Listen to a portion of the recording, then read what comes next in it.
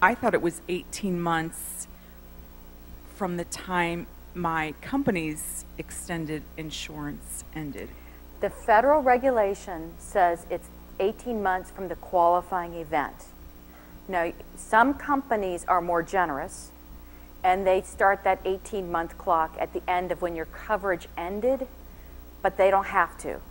Some companies, most companies, do it at the time that you lost your job, not when the benefit stopped. And the rules are, if you want to be more generous, Mr. Employer wants to be more generous, that's fine, but you can't be you can't go under that limit. Okay, this is kind of tricky because you got lots of days coming in and going out, and you've got a lot of players. How many people here work for a large employer or have worked for a large employer in the past? Okay, the vast majority of large employers outsource COBR administration. Why? Because it's tricky and it's ugly and it's hard to do, okay? If they outsource COBR, then because there's a third party handling the administration, that third party has to get you a letter in the mail within 30 days. If you work for a smaller employer, they have 14 days to issue that letter to you, that you're eligible for COBR. So sitting in your seats, what you need to say is between 2 to 4 weeks, you should be getting a letter in the mail to your home. You need to keep that letter handy because you have to respond to that letter. You have to respond to that letter within 60 days of the date of that letter. If you miss the due date of when you need to make a response, you will lose your right for COBR. So you can play a waiting game.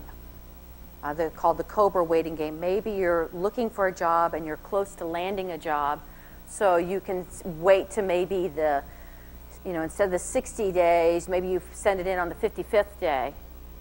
You then have 45 days to make your first payment.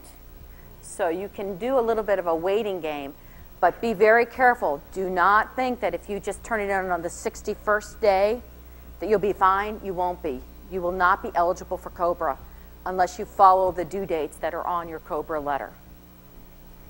And an employer, it costs them money to offer COBR. Most people say, well, gee, I'm paying the premium for COBR. Statistically, a COBR beneficiary will spend more money in health claims than somebody who's actively at work. So most employers follow the rules of COBR to the day.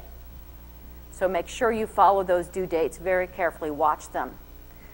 So you have 60 days. You get your letter 2 to 4 weeks after your event, or in your case, the end of your coverage because you have worked for a generous employer. You then have 60 days to make an election period. So you say yes on your 55th day. Yes, I want coverage. You then have 45 days to make your first payment. But your first payment is retroactive to when your qualifying event occurred.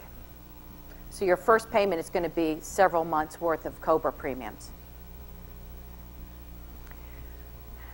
What's important to remember is that you can make your elections on COBR independently.